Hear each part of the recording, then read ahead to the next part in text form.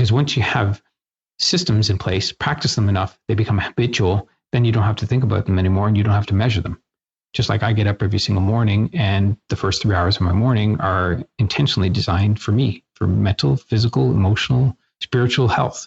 I do a multitude of things in those 3 hours, but nothing but self-time during that period. Why? Because I know that, if I own my morning, I'll own my day. If I own my day, I own my week. If I own my week, I own my month, I own my years. And so the key is to have something that you can look at, set your intentions for the week, measure performance, look for breakdowns with accountability. Hey, it's Rocky. Welcome to Richer Soul.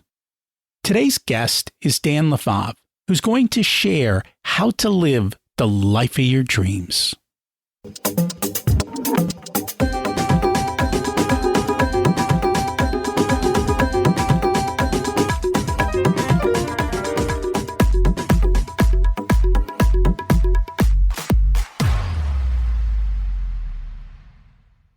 Imagine it's 12 months from now, and you've achieved your major life goals.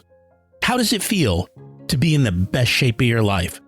To wake up energized, excited about the day? To have great relationships and friends who support you and propel you forward? How does it feel to have an excess of money, to be able to make the choices you want? To be fearless and open to trying new adventures? Imagine being connected to the universe and it providing everything you desire. It's possible over time, and your past does not dictate your future. The only thing holding you back from this vision is you. It's time to take control of our thoughts and use them to our advantage. Welcome to Richer Soul, where we achieve our dreams and bring balance to health, wealth, relationships, time, and spirituality. If you have not had a chance to listen to episodes 1 through 9, I encourage you to go back and listen to the framework behind Richer Soul and how to create the life of your dreams. You can also find all the show notes for this episode at richersoul.com. While you're there, you can sign up for a monthly email where I share the best articles I read this month, let you know about upcoming episodes, and share a little wisdom. You can also listen to coaching calls under the Coaching Calls tab. I also share the most interesting articles I read every week on Facebook at facebook.com/Richer Soul. And there's also a Facebook group where you can ask questions and interact with other listeners. Today's quote is from Anders Ericsson. The reason that most people don't possess these extraordinary physical capabilities isn't because they don't have the capacity for them, but rather because they're satisfied to live in the comfortable rut of homeostasis and never do the work that is required to get out of it. They live in the world of good enough. That's our theme today. How do we go from good enough to living our dreams? I'm going to share a story about good enough, but before I do, let's review last week's action step, which was to think about the little p of purpose, which is how you use your skills each day, and then also think about the bigger P and get creative with how you think about that, and also to work on a gratitude list of 3 things a day. Still struggling with this? No worries, we're going to dig even deeper today. But first, the story, and I'm not sure who wrote it. There once was a pretty good student who sat in a pretty good class and was taught by a pretty good teacher who always let pretty good pass. He wasn't terrific at reading. He wasn't a whiz-bang at math, but for him, education was leading straight down a pretty good path. He didn't find school too exciting, but he wanted to do pretty well. And he did have some trouble with writing, since nobody taught him to spell. When doing arithmetic problems, pretty good was regarded as fine. 5 plus 5 needn't always add up to 10. A pretty good answer was 9. The pretty good class that he sat in was part of a pretty good school, and the student was not an exception. On contrary, he was the rule. The pretty good school that he went to was there in a pretty good town, and nobody there seemed to notice he could not tell a verb from a noun. There was a pretty good student, in fact, was part of a pretty good mob, and the first time he knew what he lacked when he looked for a pretty good job. It was then when he sought a position, he discovered that life could be tough.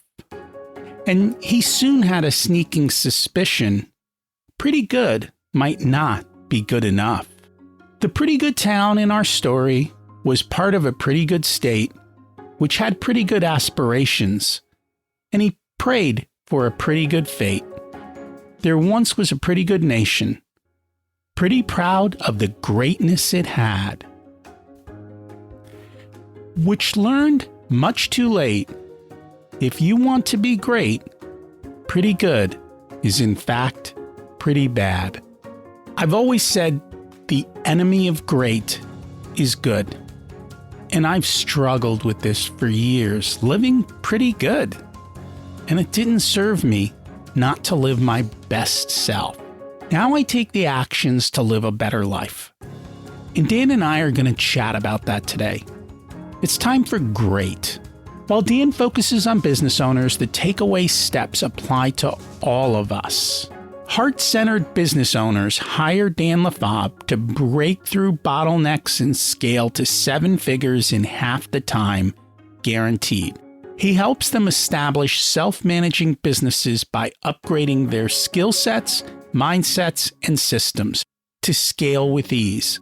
Bottom line, he builds 7-figure businesses, providing his clients with freedom lifestyles 100% of the time. Let's meet Dan and learn how he lives his life. Welcome to Rich Your Soul, Dan Lefave. It's great to have you join us today. Yeah, it's great to be here too. Thank you, Rocky. And I'm excited for the conversation. We always start at the beginning. What was it like when you were growing up, and how much did your family and school teach you about money? I grew up in a family business.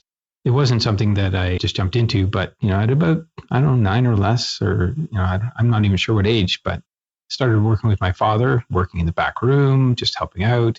Next thing you know, I find myself in the front serving customers. By the age of 13, we had opened a second store, and I was there with one other clerk and a butcher. And not to say that I was operating the place, but I represented the family. But I worked in that business, and it was probably for 10 years of my life. And the interesting part was I wasn't exactly sure how much money we were making, so there was no real limits on it, but it was cash. So when cash came out of the till, we wrapped it up in butcher paper and shoved it and my dad shoved it in his pocket. And then sometimes we'd head off and maybe buy some KFC on the way home or something with $20. But ultimately it would go into a deposit box, and I would even go to the bank, and they'd give me the key. I'd go out and open up the deposit box and outside the bank and put the money in. So I tell this because most people had an idea how much their parents made or saw that through the purchases that were made. But, for us, it looked like there were, and I always had cash. My friends didn't have cash, but I had at least $100 in my pocket all the time, and I could buy the things I wanted and do pretty much what I wanted to do. I also had a bank account at some point, and I was depositing money into that bank account. And so I learned to manage money on my own at an early age. And I became a really good saver as a result of this. And I'll allude to something that happened later on. I wasn't making a significant amount of money when I first started off, and just out of university. And I managed to save up $10,000, and then I invested that into an investment account. But I wasn't making a significant amount, maybe $30,000 a year or something. But it taught me to save, and it taught me to manage my money, and and it didn't limit me because I didn't see the limitations on income.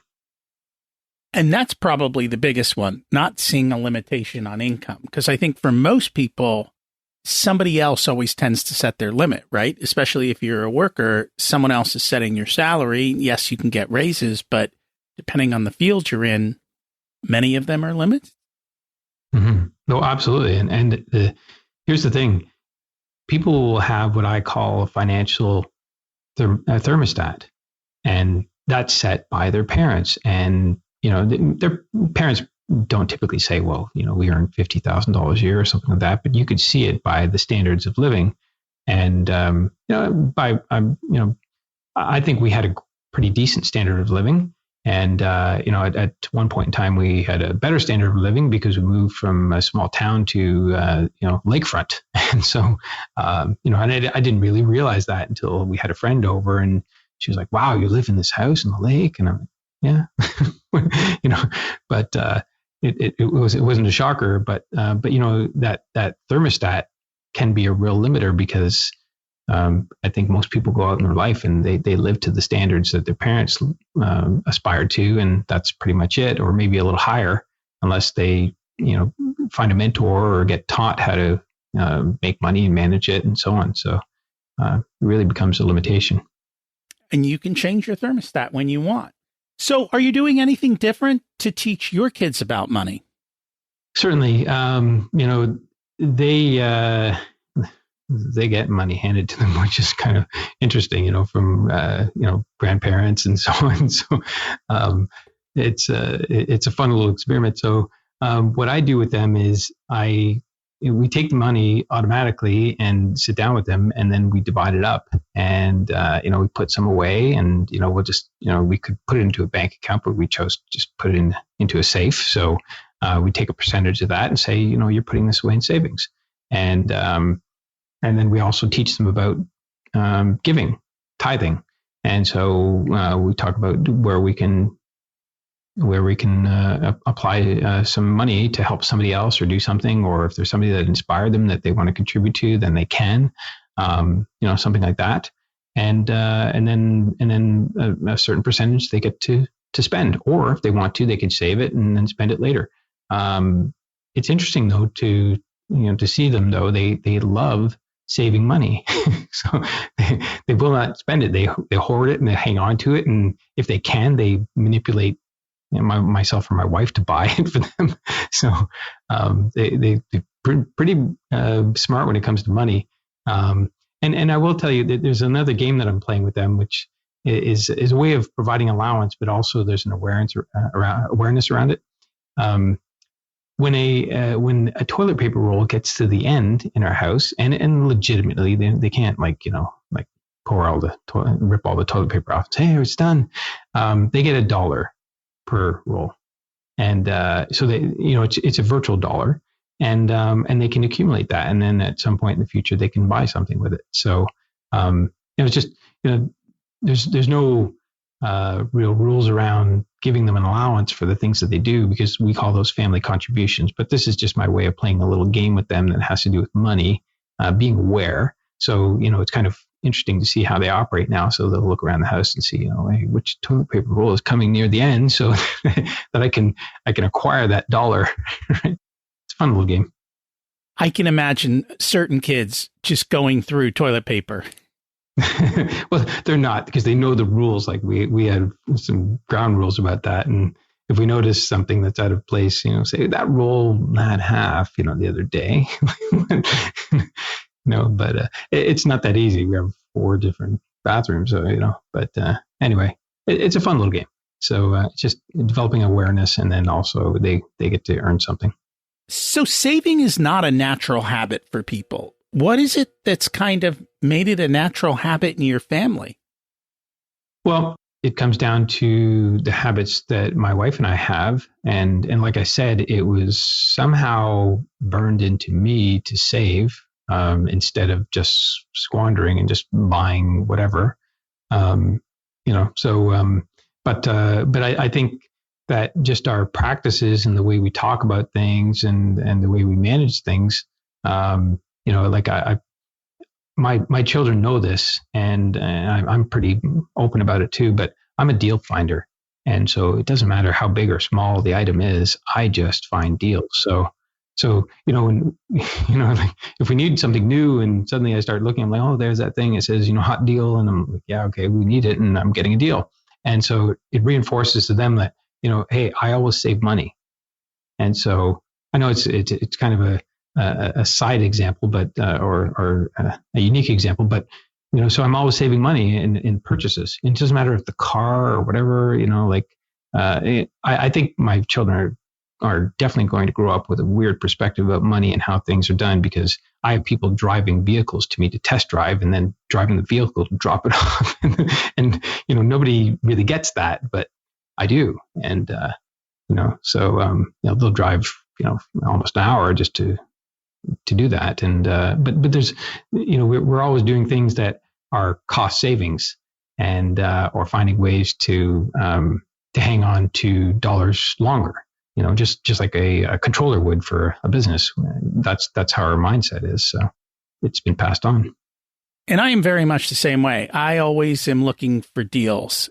The problem was when I was younger, when I would find deals, I'd take them, even though we didn't necessarily need it, just for the win of the deal. Now I've gotten much better. Now I only go looking for deals of what I want instead of taking advantage of deals that I would always find. But it made for a lot of fun, and it makes for a little extra money and for a nicer life without spending more money. I'll give one of the examples. So let's say if I go to Costco and there's an item that we buy all the time, let's say raisins. So I come home with like 6 boxes of raisins, and they're unpacking them and putting them away. And I'm like, what are all these raisins for? I'm like, well, they were $4 off. So I'm going to eat them, and there's no question about it.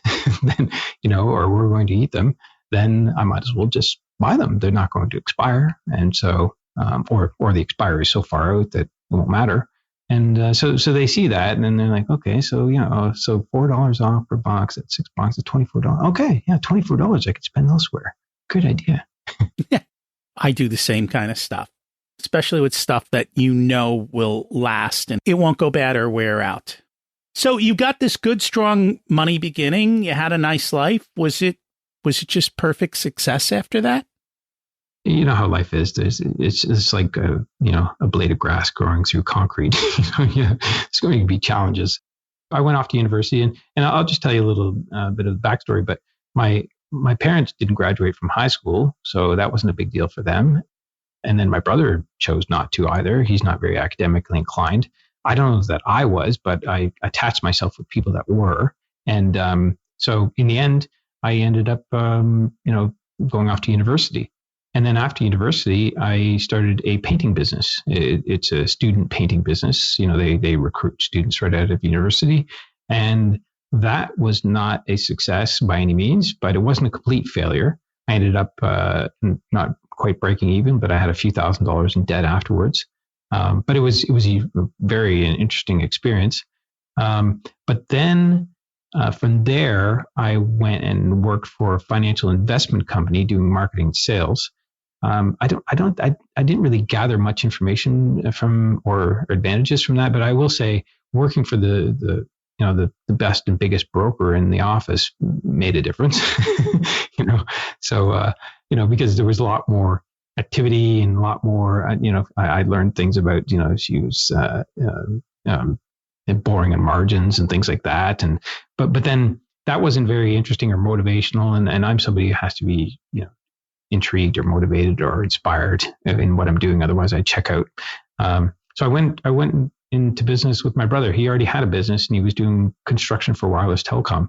And he was generating about $150,000, $200,000 in his first few years of business. And so I go there and I'm helping out. I'm in the field just like anybody else. I'm carrying a ladder and I sprained my thumb.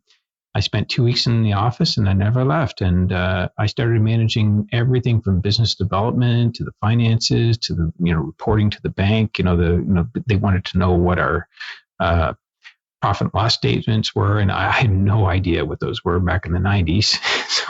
So found some online, and I just replicated them and made it up.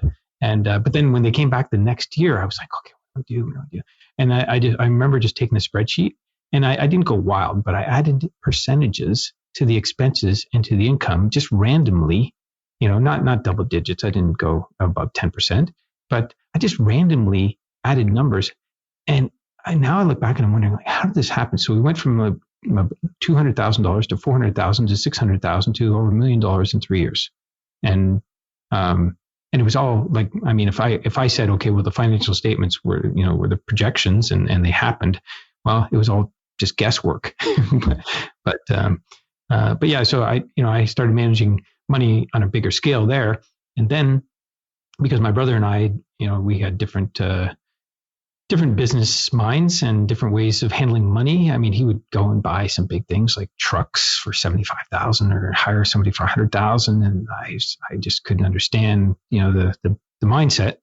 I didn't stick around. I wasn't given ownership or part ownership, so I went over to another company, and they gave me a $25 million project to manage, and so I'm starting to manage more money, and it doesn't seem any different though. It's just more zeros and more stuff to manage and more people involved. And, as a project manager for that company, I was managing not just the budget and so on, but I was managing, interacting with the finance department, engineering, construction, real estate. There was all these different departments. And,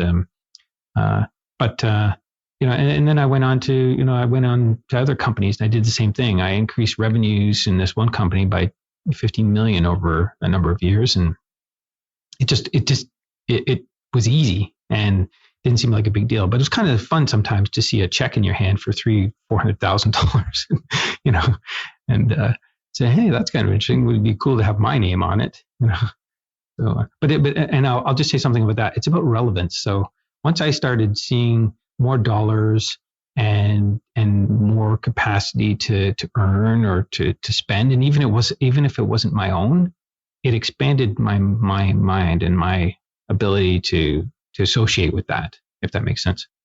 It makes total sense. It comes back to what you talked about earlier. We all have a financial thermostat. And so the more you're around a higher set thermostat, the more it becomes natural to be there. Mm-hmm. Was there a turning moment that you kind of hit upon in your life where things kind of changed? What I was describing there in terms of my relationship with money and the ability to manage it and see it differently, handling, thousands of dollars in cash and wrapping it up in butcher paper from there. Yeah. I think back to that. I'm thinking, okay, that's interesting. I remember my dad pulling the butcher paper out, pulling a 20 out, saying, okay, let's get some KFC and, or putting it in a deposit box and then, taking it to the bank. And also, there was a time, I forgot about this as well, but in between all of that, I worked for, there's something called the beer store where they sell beer and like all beers. And so I worked there, and they had tens of thousands of dollars of cash coming through to the point where, there was lineups at the door, and we would be putting money in the cash and until it would get so full, you couldn't push it close anymore, couldn't close the drawer. And then, so all I would do is I remember I would just grab all the cash. I'd take an elastic, wrap it up, and there was somebody who was over by the safe at the other, end of the store, let's say, or, where the empties came in, and I would throw that money to them, literally like thousands of dollars. Here, you put it in the safe, right? They'd catch it, pop it in the safe. And then later on that night, we would have a cash counter, and it would, those cash counters flip money really fast. And, so yeah, there was cash there. So I was handling cash there as well. So I think all these experiences helped me to grasp money differently and see it differently and see it as a tool versus, something that you really had to struggle to get. And there was plenty of it, I just think back to my teenage years where I would just, go buy jewelry for a girlfriend or something, and I always had this cash. I didn't have any limitations. There wasn't anything holding me back. And it's nice to be able to do that. I was always relatively rich kid. I mean, it wasn't that we had a lot of money, but I was a kid with a couple $100 in his pocket all the time because I had jobs. And so you essentially can do what you want. Mm-hmm. And in a kid's perspective, it's rich. And in the real world perspective, it wasn't going to go far in real life, but in a kid's life, it went far. Mm-hmm. Yeah. So was there a turning point then? I'm trying to really pinpoint it, but I'd have to say, the time where I went from managing let's say, thousands of dollars to my brother managing tens of thousands of dollars, and then going into the millions, that next step, that I think that was probably the biggest step. And then, and I think that even beyond that, I ended up meeting this woman who's now my wife, Natalie, and her family has businesses and they're wealthy. And of course, all the experiences I had with them and going to high-end golf courses, all these kinds of things, and resorts. I don't know if there was initially an ultimate turning point, but I think it was, the time when I was working with my brother and then managing money and seeing how that flowed. And I was in complete control of the cash. My brother didn't really question anything, but sometimes he would say, "We're going to go buy this thing." And I'm like, "Well, we've got a payroll coming up. Let's think this through." So, but just at that point in my life, in my late 20s, probably that's probably the major turning point where I was able to see money for what it was and see how much there was, and that I could access it or manage it, and it's like I said, it's just zeros. And so when I went on to this other company and I managed their commercial portfolio, I was it was just easy. Hundreds of thousands of dollars were coming in. The CFO called me in and said, I'm going to make you the senior manager. We can see and there's too much going on here that we can't let it go. And and then I was able to carry on from there and just keep generating income. And for the people that I work with today too, it's the same thing. I train them in a similar fashion. But they have to, it's all about relevance. Like, you're asking about a turning point. It was all about my relevance to money and how much there was and how accessible it was. Like working with my brother, and I was making 30,000. I remember somebody, an adult saying to me, "How much are you making?" 30,000. And they're like, "That's not very much." I had no idea, but I saved 10,000 that year. Right. But but I didn't think much of it. And then the leap to that project management position, they paid me double, 60,000. I was like, wow. But that wasn't even that significant. And then later on, in different companies, they paid $100,000+, and it was normal and natural, but I didn't really think much of it. It's just something that you grow into, and I think you have to grow into it. I don't think everybody just suddenly shifts and starts making piles of money. I mean, people who win lotteries, who know what happened to them, most of them, they squander it and they end up worse off. So my parents have a neighbor who they won $50 million. They're still there, and I'm wondering how they're managing. So maybe someday I'll get to chat with them and see what they did differently. And it's true. You have to change your thermostat as you get more and more money. And so that comes about little by little. So you wrote a book. What inspired you to write Living the Life of Your Dreams, How to Stop Working Insane Hours and Start Living an Awesome Life?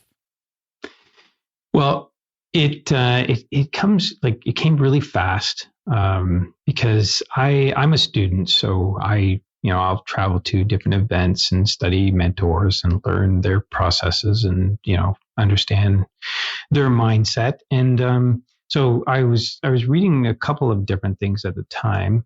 And I ended up reading somebody's work who was talking about engineering your life in reverse. And then they had referenced the E-Myth by Michael Gerber. And so they had a section out of there, which was, you're basically on your deathbed and how are people remembering you? And that struck me. And I was thinking, wow, that's a tough one to imagine. I'm dead, and what are people saying about me? And so it really struck a chord in me, and I thought, okay, you know what? I think I have to teach this. And I was in Dallas. I was at an event, and from the people I was speaking with, and some of them are authors, and have a lot of success. And some of the people that I hang around at these events are doing well enough, like their businesses are doing millions of dollars or tens of millions of dollars. And, so I rub shoulders with these people. And so I got this idea to marry two ideas. I was teaching about having principles in our lives, which I call the Fave Five, which is faith, family, friends, fitness, and finances in that order. And so I thought, okay, well, how could I match that up with this concept of, reverse engineering your life and making sure that you live a life that's worth remembering and also worth dying for. And so that book was born. I remember coming home from that event and I started writing, and I think I wrote it's a small book. It's only 10,000 words or so, but I wrote it within a month, and it was really quick. It just poured out of me. And but it's a system. It's not like, I don't like just teaching things for the sake of talking about theory or ideas. So it's a complete system. So it's based on reverse engineering your life in reverse, but based on those 5 principles, those 5 values: faith, family, friends, fitness, and finances, and putting them in that order. I mean, it's a tall order for people not to put money first. Everybody seems to be working for, controlled by money today, and so that's a system. But also it's also a consistent review, because Steve Jobs said that we can connect the dots looking backwards. So why don't we create the milestones, which are those dots looking forward, and think about, how do I want to be remembered by my family, my friends, my colleagues, my clients, my community, those 5 major categories. How do I want to be remembered? And every week doing a quick review. So that's a projection into the future. So one day when you do look back and you think, okay, did I live a full life? You can ask those questions. But if you project into the future that you want to impact those 5 main groups or people in your life, if you review it every week, it's kind of like writing your biography, because you're assessing, you're projecting out, this is how I want to, die, live and die here. And then also, this is how I can, and then I'm reviewing it. And then I'm basically checking in. Okay, what happened this week? What memories did I create with my family? Did I take time out to play with my kids? Did I, so I just develop, if anybody really wants to play a high game or at a high level, be a high performer, I assess every day. So I project every day, and then I project outward in terms of what I want to do that day to impact those 5 categories. And then I just write down the opportunities that happened that day for appreciation, things that I could appreciate that day. And then at the end of the week, I can do a quick review. At the end of the month, I can do another review. At the end of the year, or even quarter, and then a year, I can look back and see all the different things that I did to make sure that I get to that end result, which is living the life of my dreams, and making sure that I'm living a life that's, worth dying for. Because, I've done research. People in hospice, there's 5 top reasons, or 5 regrets that they have. The number one is that they didn't do the things they loved. They didn't take more risks. And so I'm certainly not going to get to the end of my life without having done that. And anybody that comes into my circle, I would love to help them and help them to get this perspective and see their life from a broader view, and then get to work on it now until, so that one day it's not too late and they look back and they say, oh, wow, I missed all this. My kids are all grown up. They don't hang around me. I don't have many friends. My clients are okay, but they don't love me or appreciate me that much. Those aren't great stories. And, in respect to how we look at life, we grow up looking forward into the future, but that at some point we look back. And so I'm basically helping folks to create the history now as they're on the journey, and then be able to look back on it. So that's the inspiration. It's funny. I was just talking to somebody yesterday who is a coach, and he's like, I have this idea. When I do a program, I want to bring a coffin on stage. I'll call somebody up from the audience and have them lie in the coffin and say, okay, now this is the day of your death. Did you essentially live the life of your dreams? Did you have everything that you said you wanted to have? And what do you even want to have? And I think that's the biggest thing I see with most people. They have no life plan. They have no vision. And without a target, it becomes impossible to achieve because you don't know where you're going and you can't make decisions. And as you said, people are more focused on work and money, and they leave all the other parts. And at the end of the day, nobody at work cares about you. I don't mean to be that in a rude sense, but once you leave that job, the chances of people continuing to have conversations with you are very slim. They move on with life. So I think it's important to define what you want out of life and then start moving towards that.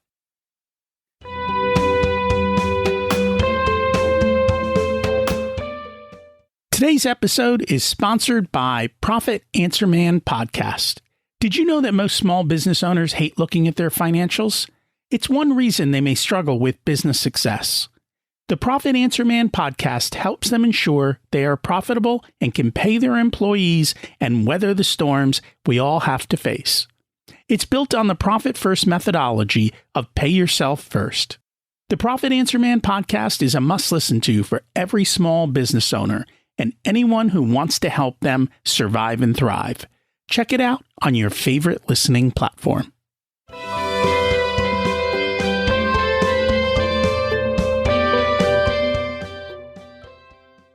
But I think that moving process and having that focus is not always easy. Do you have a way to help people get focus in the day-to-day to move towards their bigger goals? Yes, and to tag on to what you're saying, but yes, if we don't have some sort of system or some sort of focus, then we'll end up someplace in our life. We could end up anywhere though. Without focus, we could end up anywhere. I mean, it's like saying, hey, I want to go from Boston to San Diego, and I'm just going to get in the car and drive in the general direction. And there should be some signs to kind of give me the indications which way I should go, but do you want to get there now, like in the next few days or just whenever, so, but most people don't think of life like that. And so the key is to broaden your perspective and then zoom in and get to work. But then broaden, go broad again, and then zoom in, go out to 30,000 feet, look at what's going on, and then zoom back in and get to work. And so that you mentioned focus. And so people don't realize that they're not focused, or for those that do, they say, I'm chaotic or scattered. I don't really have a systems, or, I get started on something and then I don't finish. There's a great saying, it's the start that stops most people. They don't even get started. But the key is we weren't taught how to focus. So if we're looking at a cause here, it's because we weren't taught it. It's not taught in school. I mean, what does the teacher do? Hey, face front, get to work, concentrate, focus.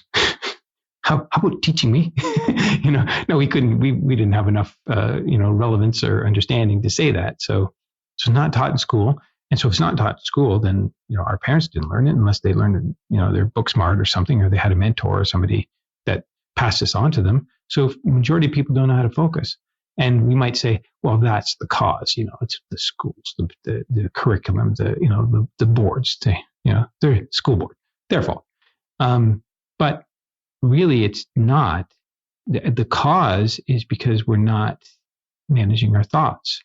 Like Napoleon Hill's work in Think and Grow Rich and Outwitting the Devil and others like Dr. Joseph Murphy and The Power of Your Subconscious Mind. Those folks taught us that we do have power and we're not managing our thoughts. Like Napoleon Hill's words were dominant thoughts. What are your dominant thoughts? And if we could record those every day and then play them back, we would realize, wow, we don't have that many positive thoughts. In fact, there's research that shows about 80% of our thoughts are negative, or, we beat ourselves up. So if we're not managing our thoughts, then of course we're not focused. We're just whimsical. It's just, just whatever is, wherever the wind is blowing. And, but then there's something even deeper than that. So, this gets into, the mechanics of the mind. So most people don't understand how our mind works. And the greatest perspective I can give is to help people understand that we have a hard drive in our mind. So if we think about a computer, we buy computers, we can get like a terabyte or more now of hard drive. And we're like, yeah, that's fantastic. I should be able to put a ton ton of videos and movies and stuff on there and not run out. Well, our mind is like that, but it's huge capacity. But there's a part of it that's the hard drive, and it doesn't do any thinking at all. It just stores information, and it brings up old information. So it's like a big ship in the ocean, massive ship with no captain, just going in whatever direction, just whatever, it's power. It's got huge power, no direction. And so when people don't understand that, then they're thinking, well, yeah, what does that mean? Then how does that work? Well, I have this part of me that has all the stored information that is controlling me, because it is. I mean, it's called the subconscious mind. It actually keeps our heart beating, our blood flowing, our eyes blinking, all the everyday things, that we don't have to even think about are done through that part of our mind. But also, it doesn't have the ability to determine the difference between what's real and what's not. So, so we sit there, and say, well, I had a dream, and and then sometimes we wake up and we're like, we're trying to think, do I have to solve that problem? Like, oh no, it's just a dream. Whew, thank God. Right. But that's the part of our mind. It's actually, reenacting something or drawing upon something, and it makes us think it's real. But we have mental faculties. We have perception, will, imagination, memory, intuition, reason. Those are mental faculties. So to put this into context, we lack focus because we're not managing our thoughts. We're not directing them, and deliberately and intentionally, because we can live it intentionally or by accident. And I'll give you an example of somebody who lives by accident. Somebody watches news media all the time, because it's not always reliable or accurate. And so, if we're paying attention to that, then it could be driving us in multiple directions, and nothing really significant that's important to us. So the thing is, if we're not directing our thoughts, meaning, we're thinking this is what I want to accomplish today, this week, this month, this year, and taking action and measuring it, then we don't know what's breaking down. We don't know if we're succeeding. And if we don't have anybody else along with us reflecting that back to us, guess what? It's just our own perspective. Even if it's just one person, that one person isn't always the greatest either, because it's just one opinion or bias. And somebody, especially our spouse or somebody, they're going to be nice and gentle with us typically and say, well, maybe next time you'll work harder or have more focus. And then, so the other piece then is the mechanics of our mind, knowing how that operates so that we can use that. So we have to get into that hard drive of our mind, that subconscious, by thinking things. We have to use our conscious thinking mind and think about things and use words and repeat things over and over and over again. There's only 3 ways that we can program the mind differently. That's with repetition, with emotions, or hypnotherapy. Those are the only 3 ways we know to really program the mind. And most people don't even dip into those things and just pay attention to what's current. And there's just 2 mentalities. People that are paying attention to what's current and just following the herd are reactionary versus proactive. And people that are reactionary get the leftovers. And I know most people want leftovers, so that this might be a bit of an annoyance. So, but anyway, I'm hoping all that makes sense. But yeah, the focus is because lack of thinking in the direction we want to go in. We're not thinking towards the results we want, and we're not managing our thoughts properly. We don't understand the mechanics of our mind. I just explained it basically, but there's more to it than that. And that was a big part of Napoleon Hill's book, Outwitting the Devil, was that most people are in the drift. They have no purpose. They have no direction. And that's how essentially, he said that the devil wins, and that very few people are intentional and purposeful. And those are the people who get what they want because they do it with clarity. But it seems like it's difficult to lay all of this out. We've got a lot of people will say, okay, this is what I want. This is where I'm at. How do I build the roadmap? How do I keep track of my mileposts? How do I make sure I'm going the right direction? How do I ensure that this is truly what I should be doing? Systems are the biggest solutions. In the book Atomic Habits, James Clear said that we don't fall to our habits, we fall to our systems. So, but if you think about it, habits are systems that have done, that have been repeated over and over and over and over and over and over again. That's what they are. So so we need to have systems in place and do them often enough and long enough and consistently enough, and do them with what I call PhD, pig-headed discipline. And so, if you do them consistently and persistently, those are patterns. Obviously, if you look back, you can see the patterns of action or inaction, and then we can measure performance. And so I'm a tremendous student of books and certain books. And so I study them by reading some books. I'll read 30 times. So I'm in a mastermind. It's been since it's about 9 years now.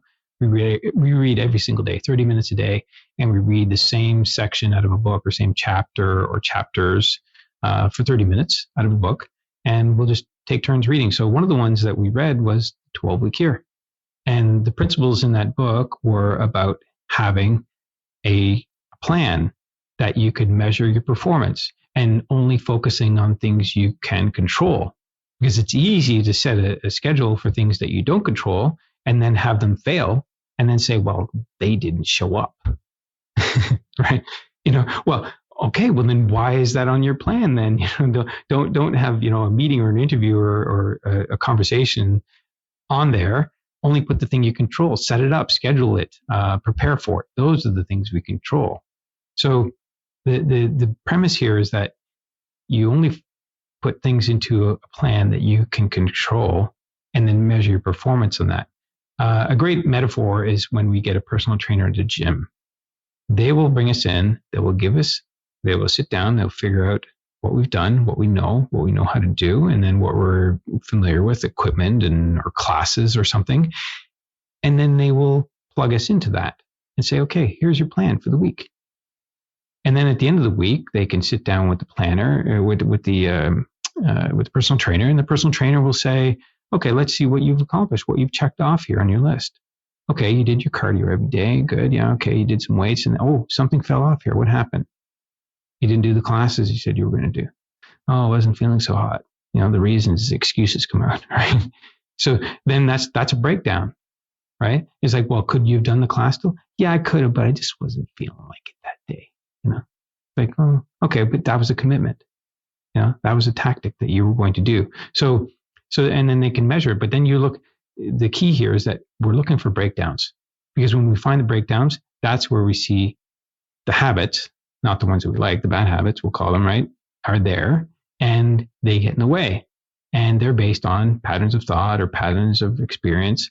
And so it's a question of measuring that and then looking for breakdowns and then making course corrections. And so I took that 12-week year system, I broke it down into a planner, and the planner has three main categories. It's career and business in one category, then relationships and health, because you can't go through life without all three of those. There's no way. Most people can't live without relationships unless you're a lone wolf. But the key is to have all three of those in there and manage them, but it's always going to be an intentional imbalance. So if it's business or career and it's a focus on that, there might be 80% of the time and effort spent on that in the first 12 weeks. And the other 20% is broken down into relationships and health. It's an intentional imbalance at first to build whatever needs to be to establish the patterns, to establish the communications, the flow, until they're at a level where relationships and health get more time. There's more time and space, not just more time and space in your life or in the world, but also in our minds. That's critical, because once you have systems in place, practice them enough, they become habitual, then you don't have to think about them anymore and you don't have to measure them. Just like I get up every single morning, and the first 3 hours of my morning are intentionally designed for me, for mental, physical, emotional, spiritual health. I do a multitude of things in those 3 hours, but nothing but self-time during that period. Why? Because I know that if I own my morning, I'll own my day. If I own my day, I own my week. If I own my week, I own my month, I own my years. And so the key is to have something that you can look at, set your intentions for the week, measure performance, look for breakdowns with accountability. You can't do it yourself because we're we're horrible accountability partners with ourselves. Just, nobody takes 100% responsibility when things don't go right. We're just like, well, better next time. So that's it's a complete system though, and it's I put this together with the help of others because I am not an Excel or tech person by any means, but phenomenal system. And I see people going from 12 to 16 hours a day, 6 days a week to 3 hours a day and bored in their business, which is pretty phenomenal. That's a huge transition. And they usually say words like this: "This is crazy. I can't believe this." And then I warned them though. I said, 6 months from now, you're going to look back and wonder who you were and what you were doing. But the system works as long as it's utilized. It's making huge differences in people's lives, which is phenomenal. And they'll get to the end of their life and say, "I lived a life worth living and a life worth dying for," and feel good. What I find is the accountability part. Like, people get stuck on something and then it creates friction and then nothing happens and they don't push through it. What are your suggestions when those types of situations occur? Well, you just tapped into something which is pretty significant. So there's always resistance to something new. There's a great model called the emotional cycle of change. Everybody goes through it. So they start off all excited, and then that's in uninformed optimism, and then they get into the next phase, which is informed pessimism, where people start talking about it, or they talk to themselves and saying, "Oh, it's going to be hard. I thought it was going to be great, but it's a lot of work, and I'm getting really, anxious and not sure what to do." And then they get into what's called the valley of despair. So everybody will go through that. There will be resistance, but my skill set and my ability is to help people take incremental actions so that they don't get into that resistance. They will dip into it sometimes, but they don't stay in it. And the key is that if we can do something, and sometimes it's writing or contemplating or taking some small action, and and then things shift. Like I'll give you an example because it'll make sense better this way. But so I had a client who, I know when I start working with people, I automatically ask them, okay, well, we're going to work on your business. This is all about business development. So when do you have time to do that? And they're like, well, they're contemplating when they're going to do it. And they know they're working 12 to 16-hour days already. And invariably, we have to find time and space because otherwise they won't be able to. It'll be scattered and it'll be haphazard. So with this individual, Alice, we ended up, I discussed it with her. I said, well, tell me where you generate your revenue. And we found one source was 10% of her income. And then I could hear it in her voice. And I said, well, does that take a lot of your time? Oh yeah, it takes, like 40% of my time. And is it frustrating? Yeah, huge frustration. I said, well, on a scale of 1 to 10, how 10, it's massively frustrating. I said, well, why are you doing it? Well, because my clients got used to it and all these things, and it's something I promised before. And I said, so it's 10% of your income, and it's huge frustration, costs you a ton of time. What if you drop that and got some higher paying clients and replaced that income, or even duplicated it and doubled it? And she said, yeah, I could, and immediately that was the lights went off. She dropped that. And immediately she started getting other business, replaced the income easily, and had more time and space to work on her business. And that was the shift to overcoming the resistance to working on her business, because there's this huge frustration of devoting time and attention to something that's not even valuable, not even interesting. The creative aspect of it was like a zero. So but that's the thing. Like, to overcome that resistance, it does take having a different perspective, a different perception.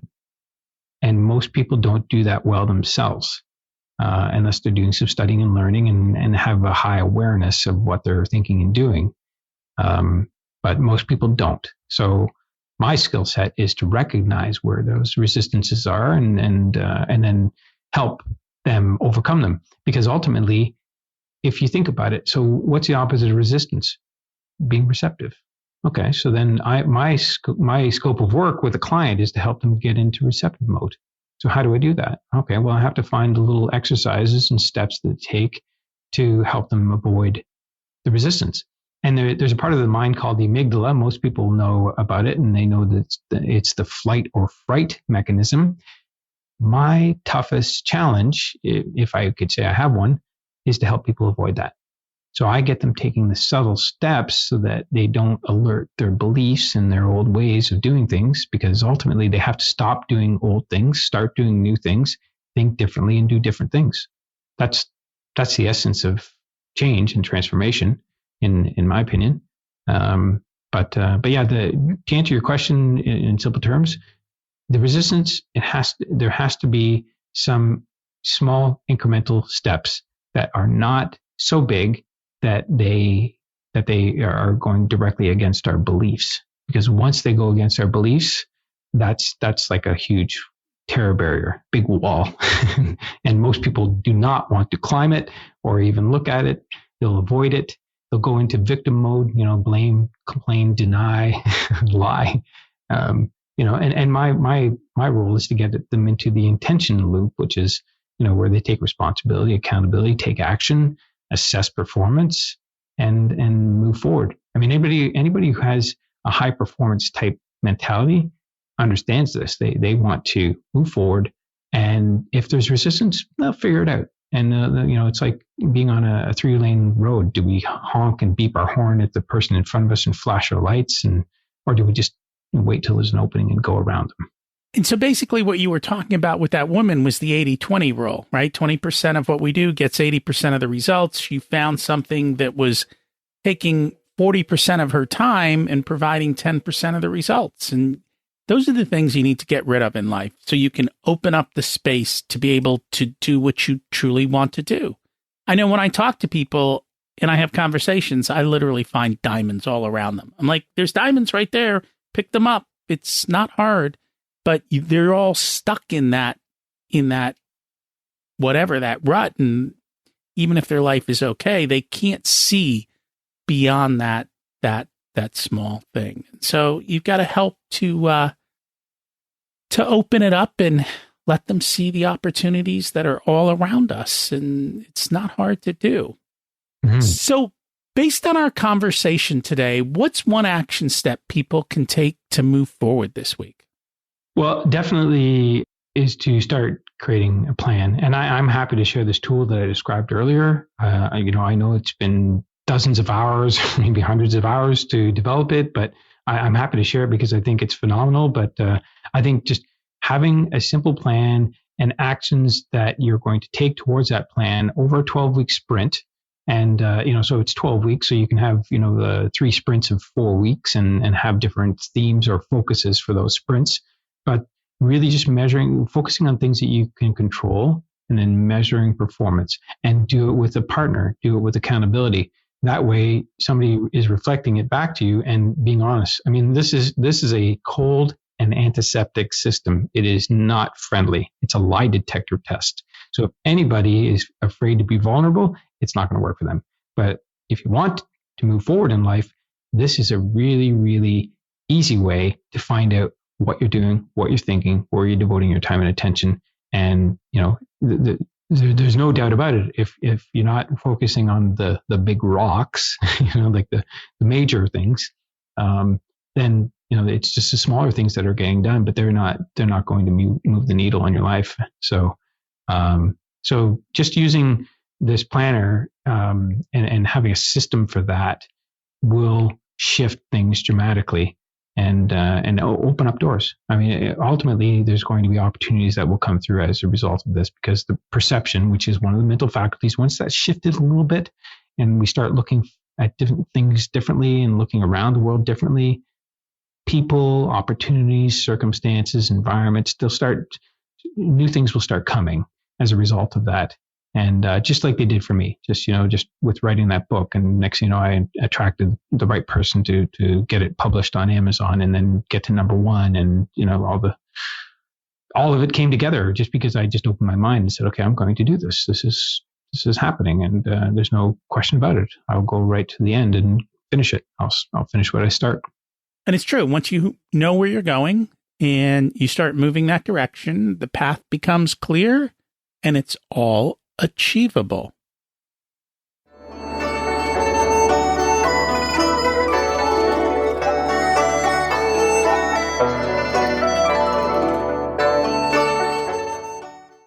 It's time to learn the secrets of life. What's your secret to living an abundant life? It's about looking at what I perceive as being abundant. And so for me, it's the relationships. Those are my measure. So I look at life like this. I don't think that life is happening to me. I think it's responding to me. So if I think about the responses that I'm getting from the people in my life, whether it's neighbors or in my community or my family or friends or clients, those responses are clear indications of how I am acting, and then that determines my abundance, my success. And so, so for me, if I have the best relationships in the world, there's no doubt about it that the opportunities for business and income will follow, and they do. So I don't have to be concerned about that. It's just I go out and provide value. The law of reciprocity doesn't fail. It's just, go give.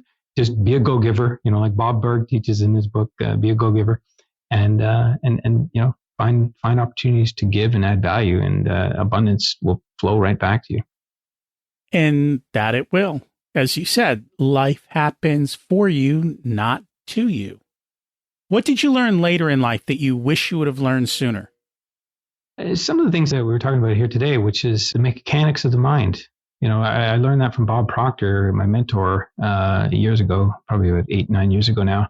Just the mechanics of the mind, because once we understand that, then we understand, okay, well, this is a system, and the system can be used just like a computer can be used. We know if we want, Microsoft Office on our computer, we buy it, we plug it in, we install it, and we use it.